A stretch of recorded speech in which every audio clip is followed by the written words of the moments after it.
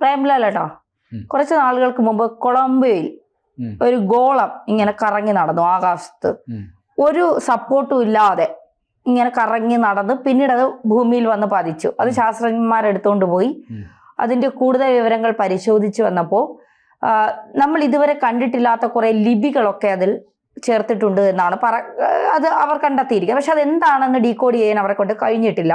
പക്ഷെ അവർ പറയുന്നത് ഭൂമിയെ സംരക്ഷിക്കൂ എന്നുള്ള ഒരു രീതിയിലുള്ള ഒരു കാര്യമാണ് അതിൽ നിന്ന് വ്യക്തമായത് എന്ന് വെച്ചാൽ പൂർണ്ണമായും അല്ല, ആ രീതിയിലുള്ള ഒരു കാര്യമാണ് മനസ്സിലായി. ഇപ്പോൾ ആ ഗോളത്തെക്കുറിച്ച് എന്തെങ്കിലും നമുക്ക് എവിടെ നിന്നാണ് വന്നത്, ആരാണ് അയച്ചത്, എന്തിനാണ് അയച്ചത്, എങ്ങനെ എന്തെങ്കിലും അഡ്രസ്സില്ല ഊമക്കത്ത് പോലത്തെ വന്നതാണ്. മറ്റൊരു കാര്യം കൂടി പറഞ്ഞങ്ങ് തുടങ്ങാം. അതായത് ഈ ലോകം എങ്ങനെ ഉണ്ടായി എന്നതിനെ കുറിച്ച് എന്തെങ്കിലും ഒരു ധാരണ? എനിക്കറിയില്ല. ഇനി മതപരമായി ചിന്തിച്ചാലോ? അങ്ങനെയാണെങ്കിൽ ഞങ്ങൾ ഹിന്ദുക്കളെ ദൈവം സൃഷ്ടിച്ചത്. അതായത് നമ്മൾ ഈ മതവിശ്വാസം അല്ലെങ്കിൽ ദൈവവിശ്വാസം എന്ന് പറയുന്നത് മനുഷ്യനുണ്ടായ കാലം മുതലേ ഉള്ളതാണെന്നാണ് നമ്മൾ മനസ്സിലാക്കേണ്ടത്. ഇപ്പം എല്ലാ മതഗ്രന്ഥങ്ങളും അല്ലെങ്കിൽ എല്ലാ വിശ്വാസങ്ങളും നമ്മൾ ചിന്തിച്ചു വെച്ചേക്കുന്ന അല്ലെങ്കിൽ കരുതിപ്പോരുന്നത് ഈ ശക്തിയും നമ്മളെ നിയന്ത്രിക്കുന്ന സൃഷ്ടാവ് എന്ന് പറയുന്ന ആള് എപ്പോഴും നമ്മുടെ തലയ്ക്ക് മുകളിലാണ്. അതെ, മേളിലോട്ട് നോക്കിയാണ് പ്രാർത്ഥിക്കുക. ആകാശത്ത് നിന്ന് വന്ന ഏതോ ദിവ്യശക്തിയാണ് അല്ലേ? അതെ. അപ്പോൾ ഈ നമ്മളെ സൃഷ്ടിച്ചയാൾ നമ്മുടെ തലയ്ക്ക് മുകളിൽ ആകാശത്ത് എവിടെയോ ഉണ്ട് എന്നാണ് നമ്മൾ ചിന്തിച്ചു പോരുന്നത്. അപ്പോൾ അങ്ങനെ ഒരു വിശ്വാസം അത് സത്യമാണെങ്കിൽ അത് കുറച്ച് സയൻസ് കൂടി ചേർത്താൽ എന്തായിരിക്കും അവസ്ഥ? നല്ല രസമായിരിക്കും കേൾക്കാൻ. അതായത് ചിലർ ചിന്തിക്കുന്നത് ഇങ്ങനെയാണ്, ഇപ്പം നമ്മൾ ചൊവ്വയിലോ വ്യാഴത്തിലോ പോയി മനുഷ്യ കോളനി ഉണ്ടാക്കണമെന്ന് ആഗ്രഹിക്കുകയും ഉണ്ടല്ലോ. അങ്ങനെയാണെങ്കിൽ അത് തിരിച്ചൊന്ന് ചിന്തിച്ചാലോ? മറ്റേതോ ഗ്രഹത്തിൽ നിന്ന് അവിടുത്തെ ആളുകൾ സൃഷ്ടിച്ച ഒരു കോളനിയാണ് നമ്മുടെ ഈ ഭൂമി എന്ന് ചിന്തിച്ചാൽ അങ്ങനെ ഉണ്ടാവും? സൂപ്പറാണല്ലോ. അങ്ങനെ ഒരു സാധ്യത തള്ളിക്കളയാൻ പറ്റുമോ? ഇല്ല. ചിലർ ചിന്തിക്കുന്നത് ഇങ്ങനെയാണ്, അതായത് മനുഷ്യന്റെ പരിണാമ സിദ്ധാന്തം, നമ്മൾ ഈ ആൾക്കുരങ്ങിൽ നിന്നാണ് മനുഷ്യൻ ഉണ്ടായതെന്നാണല്ലോ ശാസ്ത്രം പറയുന്നത്. അങ്ങനെയാണെങ്കിൽ ഈ ആൾക്കുരങ്ങെന്ന് പറയുന്ന വംശം പൂർണ്ണമായിട്ട് ഇല്ലാണ്ടായി അവർ പൂർണ്ണമായും മനുഷ്യരായി മാറണ്ടേ? അതെ, നമ്മളിപ്പോഴും ആൾക്കുരങ്ങിനെ കാണുന്നുണ്ടല്ലോ. അപ്പോൾ ഈ പരിണാമ സിദ്ധാന്തം പൊള്ളയല്ലേ? നിങ്ങളിത് എവിടേക്കാണ് പോണത് മനുഷ്യ? അതായത് നമുക്ക് ഈ ശാസ്ത്രത്തിന് നിർവചിക്കാൻ പറ്റാത്ത പല സംഗതികളും നമുക്ക് മുന്നിൽ അല്ലേ? നമ്മൾ ഈ ഭൂമിയുടെ മൊത്തം അളവ് വ്യാസമൊക്കെ കണ്ടുപിടിച്ചിട്ടുണ്ട്. എന്നിട്ടും നമ്മൾ ഈ ശാസ്ത്രം ഇത്രത്തോളം വളർന്നിട്ടും ഭൂമിയിലെ പല സംഗതികളും ഇപ്പോഴും നമുക്ക് അജ്ഞാതമാണ് അല്ലേ? നമ്മുടെ സമുദ്രത്തിന്റെ അടിയിൽ എത്തിപ്പെടാൻ നമുക്ക് ഇതുവരെ പറ്റിയിട്ടില്ല.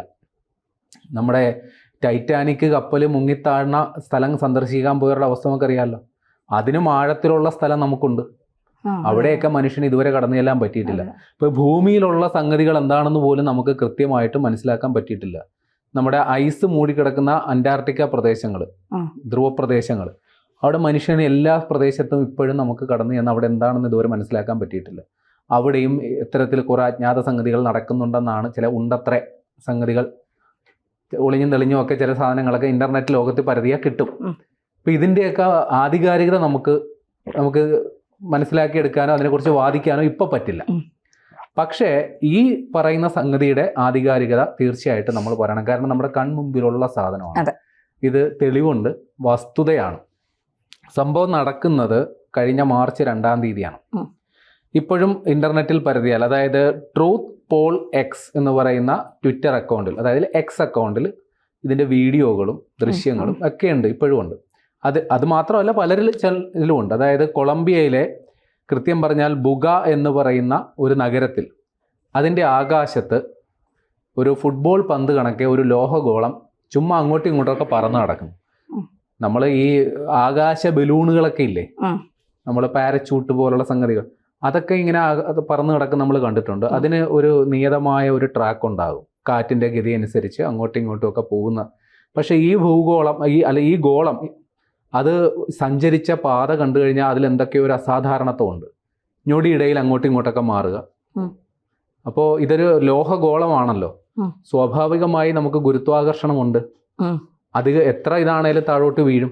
പക്ഷെ അതായത് ഒരു ഇന്ധനവും ഇല്ലാതെ അല്ലെങ്കിൽ അങ്ങനെ ഒരു റോക്കറ്റ് സയൻസോ റോക്കറ്റ് സിസ്റ്റമോ ഒന്നുമില്ലാതെ ഈ ഒരു ലോഹഗോളം എങ്ങനെ ആകാശത്ത് ഇത്ര നേരം നിന്നു അറിയില്ല. ഏതോ ഒരു അജ്ഞാത ശക്തി അതിനെ അങ്ങോട്ടും ഇങ്ങോട്ടും ഒക്കെ ഓടിക്കൊണ്ട് നടക്കുന്നു. അങ്ങനെ കുറെ കഴിഞ്ഞ് ഈ സാധനം താഴെ വീണു അല്ലെങ്കിൽ ലാൻഡ് ചെയ്തു. ആ സമയത്ത് ഇത് അല്ലെങ്കിൽ അടുത്തോട്ട് പോകാൻ ആളുകൾക്ക് ഭയമായിരുന്നു. കാര്യം ഇതെന്താണെന്നറിയില്ല. അപ്പോൾ അടുത്ത് ചെന്നത് എടുത്തു നോക്കിയവർക്ക് ഐസിനേക്കാളിൽ കട്ടിയുള്ള തണുപ്പാണ് അതിൽ അനുഭവപ്പെട്ടത്. എന്താണെന്നറിയില്ല. പിന്നെ ഈ സാധനം കൊളംബിയയുടെ ഒരു റിസർച്ച് ലാബിലേക്ക് കൊണ്ടുപോയി. അപ്പോൾ അവിടെ ഇതിൻ്റെ പരിശോധനകളൊക്കെ നടത്തിയവർക്ക് ഒന്നും ഇത് മനസ്സിലാകുന്നില്ല. കാരണം ഇതിന് ഏതാണ്ട് 4.5 പൗണ്ട് ഭാരം ആണ് കണക്കാക്കുക. അത്രയും ഭാരമുള്ള ഒരു സംഗതിയാണ് ഈ ആകാശത്ത് ഇങ്ങനെ പറന്ന് നടന്നത്. അറിയില്ല എങ്ങനെ പറന്നു എന്നറിയില്ല. പിന്നെ ഇത് പരിശോധിച്ചപ്പോൾ അതിൽ കുറച്ച് ലിപികളുണ്ട്, കുറച്ച് ചിഹ്നങ്ങളുണ്ട്. അതായത് കൃത്യം പറഞ്ഞാൽ നമ്മുടെ പുരാതനമായ ചില ഭാഷകളോട് അടയാളങ്ങളോട് സാദൃശ്യമുള്ളതാണ്. കൃത്യമായി പറഞ്ഞാൽ റണ്ണ്, ഓഖാം, മെസപ്പൊട്ടോമിയൻ ലിപികളോട് സാദൃശ്യമുള്ള, അതായത് പുരാതന ലിപികളാണെന്നാണ് ഇത് പറയുന്നത്. അതിനോട് സാദൃശ്യമുള്ള സാധനങ്ങളാണ് അതിൽ എഴുതി വെച്ചേക്കുന്നത്. പക്ഷേ അത് AI ടൂളുകൾ ഉപയോഗിച്ച് മനുഷ്യൻ വായിച്ചിട്ടൊന്നും മനസ്സിലായില്ല. അതായത് ഈ കാര്യങ്ങളെക്കുറിച്ച് ഗവേഷണം നടത്തി നമ്മൾ തയ്യാറാക്കി വെച്ചിരിക്കുന്ന കമ്പ്യൂട്ടർ സംവിധാനം അത് ഉപയോഗിച്ച് ഡീകോഡ് ചെയ്തപ്പോൾ അതിലെ സന്ദേശം ഇങ്ങനെയാണ് വായിക്കുന്നത്. ഞാനത് വായിച്ചു തരാം. പരിവർത്തന ചക്രത്തിലെ ഐക്യത്തിലൂടെയും ഊർജത്തിലൂടെയും ജനനത്തിൻ്റെ ഉത്ഭവം, ഐക്യത്തിൻ്റെയും വികാസത്തിൻ്റെയും സംഗമസ്ഥാനം, ഭൂമിയെ സുഖപ്പെടുത്തുന്നതിനും പിന്തുണയ്ക്കുന്നതിനും കൂട്ടായ അവബോധം ഉയർത്തുന്നതിനുള്ള മനുഷ്യരാശിക്കുള്ള ആഹ്വാനമായിട്ടാണ് ഈ അന്വേഷണ സംഘം ഇതിനെ വിലയിരുത്തുന്നത്. അതായത് ഈ UFO സയൻസ് എന്ന് പറയുന്നൊരു സാധനമുണ്ട്. അതായത് നമ്മുടെ ഈ പാരലൽ ലോകത്ത്, ഒരു സമാന്തര ലോകത്ത് നടക്കുന്നൊരു സാധനമാണ്. നമ്മുടെ മുമ്പിലുള്ള സയൻസുകളെല്ലാം നമ്മുടെ മനുഷ്യനിർമ്മിതമായ റോക്കറ്റുകൾ അയച്ചോ ഉപഗ്രഹങ്ങൾ അയച്ചോ ഉള്ള സയൻസാണ് നമ്മൾ പൊതുവെ അംഗീകരിക്കുക. എന്നാൽ ഈ അന്യഗ്രഹ ജീവികളെക്കുറിച്ച് പഠിക്കുന്ന ഒരു വിഭാഗം വേറെയുണ്ട്. അപ്പോൾ അവരായിട്ട് കണ്ടെത്തിയ തെളിവുകൾ അത്രയും ഈ അന്യഗ്രഹ ജീവികളെല്ലാം മനുഷ്യരെ ഉപദ്രവിക്കാൻ വേണ്ടിയിട്ടുള്ളതല്ല, മനുഷ്യരെ സംരക്ഷിക്കുന്ന സംരക്ഷകരാണെന്നാണ് അവരുടെ വാദം.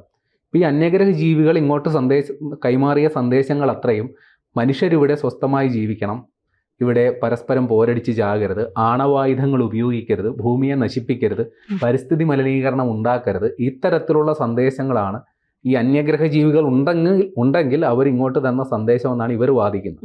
ഏതാണ്ട് സമാനമായ രീതിയിലാണ് ഈ ഗോളത്തിലെ സന്ദേശങ്ങളും ഉള്ളത്. ഈ അന്യഗ്രഹ ജീവികൾ എന്ന് വെച്ചാൽ നമ്മൾ എന്താ ഉദ്ദേശിക്കുന്നത്? കാര്യം നമ്മുടെ മുമ്പിൽ അങ്ങനെ ഒരാൾ ഇതുവരെ പ്രത്യക്ഷപ്പെട്ടിട്ടില്ല. ഇന്റർനെറ്റിൽ പരതിയാൽ ചില രൂപങ്ങൾ നമുക്ക് കിട്ടിയേക്കും. പക്ഷെ അതിൻ്റെയൊക്കെ ആധികാരികത നമുക്കിപ്പോൾ സംശയമാണ്. അതെ, ഇവരാരും കാണാതെ എങ്ങനെ ഇന്റർനെറ്റിൽ ഇത്തരം രൂപങ്ങൾ? അതായത് എന്തൊക്കെയോ എവിടെയൊക്കെയോ ഉണ്ടത്രേ, അങ്ങനെ പറയാനൊക്കെ. അതൊന്നും നമുക്ക് സ്ഥാപിക്കാൻ പറ്റില്ല. അങ്ങനെ ഉണ്ടെങ്കിൽ തന്നെ ശാസ്ത്രലോകം അത് വെളിപ്പെടുത്തിയിട്ടില്ല ഇതുവരെ, ഔദ്യോഗികമായിട്ട് ഇതുവരെ വെളിപ്പെടുത്തിയിട്ടില്ല. ഈ അന്യഗ്രഹ ജീവികളുടെ സ്ഥിരം വേട്ടമൃഗം അമേരിക്കയാണ്. അമേരിക്കയിലെ ഏരിയ 51 എന്നും പറഞ്ഞൊരു സ്ഥലമുണ്ട്. അവിടെയാണ് ഈ നിഗൂഢ സംഗതികളൊക്കെ നടക്കുന്നതെന്നാണ് മൊത്തത്തിൽ പറയുന്നത്. പക്ഷെ അത് സംബന്ധിച്ചൊന്നും അമേരിക്ക ഇതുവരെ ഔദ്യോഗികമായിട്ട് ഒരു വെളിപ്പെടുത്തൽ നടത്തിയിട്ടില്ല. ഈ ഏരിയ 51 പ്രവർത്തിച്ചിരുന്ന പല ശാസ്ത്രജ്ഞരും സ്വകാര്യപൂർവ്വം പിന്നെ പല വെളിപ്പെടുത്തലുകൾ നടത്തിയിട്ടുണ്ട്. പക്ഷെ അതൊന്നും ഔദ്യോഗികമായിട്ട് ആരും അംഗീകരിച്ച് കൊടുത്തിട്ടുമില്ല. ഇനി ഈ ഗോളത്തെക്കുറിച്ച് പറയുകയാണെങ്കിൽ ഈ ഗോളം മനുഷ്യനിർമ്മിതി അല്ല എന്നുള്ളത് ഏകദേശം ഉറപ്പിച്ചിട്ടുണ്ട്. കാരണം ഇത് വെൽഡ് ചെയ്ത പാടുകളൊന്നും അതിൽ കാണുന്നില്ല, ഏതെങ്കിലും തരത്തിൽ കൂട്ടി യോജിപ്പിച്ച പാടുകളൊന്നും കാണുന്നില്ല. ഇത് എക്സ്റേ സ്കാൻ ചെയ്തപ്പോൾ ഇതൊരു 3 ലെയർ ആയിട്ടുള്ളൊരു ഗോളമാണെന്ന് കണ്ടെത്തി. ഇതിൻ്റെ കേന്ദ്ര ബിന്ദുവിനോട് ചേർന്ന് വേറെ 18 ചെറിയ ഗോളങ്ങൾ കൂടി ഉണ്ടെന്ന് കണ്ടെത്തി. ഇതൊക്കെ ഒരു പുരാതന നിർമ്മിതി ആണെന്നാണ് മനസ്സിലാക്കേണ്ടത്. പക്ഷെ അന്നത്തെ കാലത്ത് ഇമാതിരി സാധനമൊക്കെ ഉണ്ടാക്കാനും മാത്രമുള്ള സാങ്കേതിക വിദ്യ ഇല്ല. അപ്പോൾ ഇതെങ്ങനെ സംഭവിച്ചു എന്ന് ആർക്കും അറിയില്ല. ഏതായാലും ആ ഗോളം അവിടെ ഇരിപ്പുണ്ട്. അതിനെക്കുറിച്ചുള്ള കിംവദന്തികളും കുറേ വാദപ്രതിവാദങ്ങളും നടക്കുന്നുണ്ട്. ഇനി ഈ ഗോളം എന്ന് പറയുന്ന യഥാർത്ഥത്തിൽ ഏതോ ഗ്രഹത്തിൽ നിന്ന് ഏതോ അന്യഗ്രഹ ജീവികൾ നമ്മളെക്കുറിച്ച് പഠിക്കാനായിട്ട് അയച്ചു വിട്ട ഒരു സാറ്റലൈറ്റ് ആണോ എന്ന് പോലും അറിയില്ല. ഓ ശരി. അപ്പൊ ഈ സംഭവം ഉണ്ട്, അന്യഗ്രഹ ജീവികൾ ഉണ്ടാകണം.